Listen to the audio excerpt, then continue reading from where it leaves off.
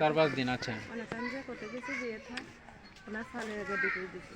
হ্যাঁ তারপরে আমি উনি তখন বলছে আমার বিয়ে করতে হবে না। আমি বলছি আপনার দিকেন পায়ে ধরে আমি বিয়ে করবো না আপনার হ্যাঁ বিয়ে করবো না। তখন আমার একটা অনুরোধে সে দেখাইছে যে তুই যদি আমার বিয়ে না করিস আমি এই জান রাখবো না। জানতো না আমার এই জান রাখবো না। কে বলছে এটা যে যে মারা আজাদ গেছে? বিয়ে হ্যাঁ যে মারা গেছে হ্যাঁ জান আমি রাখবো না। আমি তার জান বাঁচানোর জন্যই আমি সিদ্ধান্ত নিয়েছি বিয়ে করা। বিয়ে করে আমি আইছি। আসছেন এই বাড়িতে কয়দিন? 4-5 দিন হয়েছে। না আমি কালকে করে আইছি। ও গতকালকে? জি মানে আসার পরে জানাজানি হয়েছে, এর আগে কেউ জানতো না না? না আসার পরে সাথে সাথেই জানাইলেন কেন? হুম?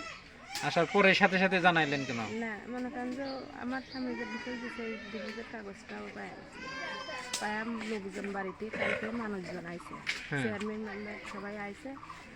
আসার পরে তারা বলছে আজকে মানে সালিশি রায় আজকে নামাবে। হ্যাঁ সে ঘরে মনে করেন যে শহরে মানুষ সে ঘরে আত্মহত্যা করছে। আপনি আত্মহত্যা করতে গেছিলেন? জি আপনি গেছেন কেন? সে না মনে করেন যে আমার দুইজনের নিয়ে কলম কিনি হ্যাঁ আমার দুইজনের নিয়ে যে হাতে কলম কিনি সে পৃথিবীতে মুখ দেখা হয় না। আমি কিভাবে আমার এই যে কত মানুষ কত টাকা আছে কিভাবে চলবে? আপনার পরিবারের লোকজন আসে নাই? এটা আমার বাবা মা ভাই বোন? আমার বাপ মা ভাই বোন সবাই এসেছিল। হ্যাঁ যা কথা এনে কেউ রাখবার দেয়নি তারা। যা বলছে আমার তো বলতেইছে বলতেইছে তাই না।